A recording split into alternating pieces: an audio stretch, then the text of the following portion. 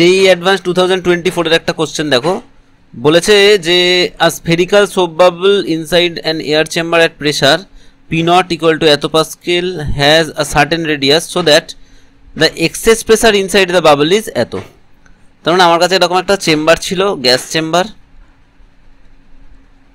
যার প্রেসারটা ছিল P naught, আর এর ভিতরে একটা সোপ বাবল ফর্ম হয়েছিল, যেই সোপ বাবলটার ভেতরে এক্সেস প্রেসার ছিল ডেল্টা P1 লিখছি, এটা ছিল 144 পাস্কাল।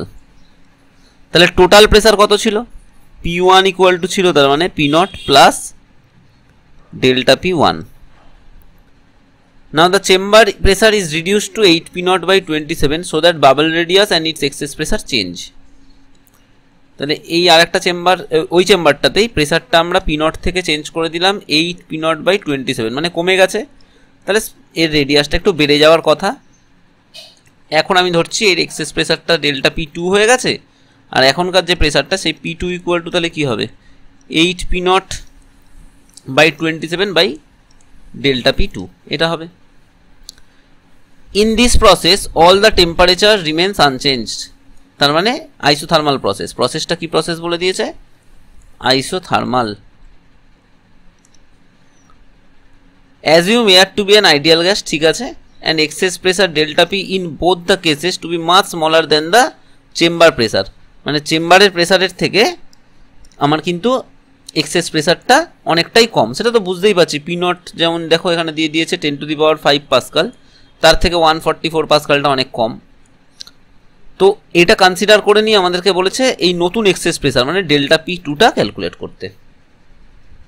আমরা সারফেস টেনশনের একটা ফর্মুলা জানি, দেখো যে delta P1 is equal to 4s by R1 আর delta P2 is equal to 4s by R2, যেখানে এসটা সারফেস টেনশন সোপ বাবলের, আর R1 আর R2টা বুঝতেই পারছো, এইটা হচ্ছে R1 এর রেডিয়াসটা, আর এই রেডিয়াসটা হচ্ছে R2। এবার কথা হলো আমার যে তাহলে দেখো 4s বাই R1 এর ভ্যালুটা আবার আমার বলে দেওয়া আছে 144। তাহলে সামহাউ যদি আমরা R2টার ভ্যালুটা বার করতে পারি ইন টার্মস অফ R1, তাহলেই কিন্তু আমরা খুব ইজিলি ডেল্টা P2র ভ্যালুটা পেয়ে যাব। তো কি করে বার করা যায় এটা চিন্তা করি। দেখো এইখানের প্রেসারটা যখন এরম ছিল, পরে যখন চেঞ্জ হয়ে এটা হয়েছে, এর ভলিউমটা আগে একরকম ছিল, এখন আর একরকম হয়েছে। এর আগের ভলিউমটা ধরো ছিল V1, এখন ধরো ভলিউমটা হয়েছে V2। আর যেহেতু আইসোথার্মাল টেম্পারেচার কনস্ট্যান্ট, তাহলে বয়েলস ল আমরা অ্যাপ্লাই করে দিতেই পারি। তাহলে আমরা লিখতেই পারি P1 V1 is equal two P2 V2। তাহলে P1 এর জায়গায় আমরা লিখে দিলাম P naught plus delta P1 into 4/3 pi R1 cube, আর P2র জায়গায় আমরা লিখে দিলাম 8 P naught by 27 plus delta P2 into 4/3 pi R2 cube. এবার দেখো এই ডেল্টা P1টা much smaller than P naught, এখানে ডেল্টা P2টা much smaller than 8 P naught by 27, এটা বলাই আছে যে much smaller than the chamber pressure.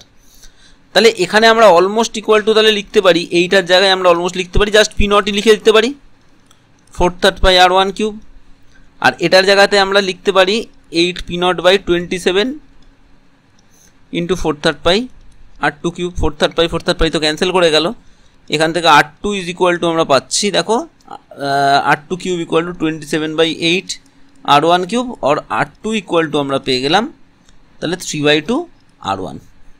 তাহলে 4s বাই R1 মানে এটা আছে, তাহলে 4s বাই R2 এটা আমাকে বার করতে হবে ডেল্টা P2, এইটা ইকুয়াল টু তাহলে আমরা লিখে দিতে পারি 4s বাই R2 মানে কি পেয়ে গেছি আমরা 3/2 R1 ইজ ইকুয়াল টু তাহলে 2/3 4s বাই R1।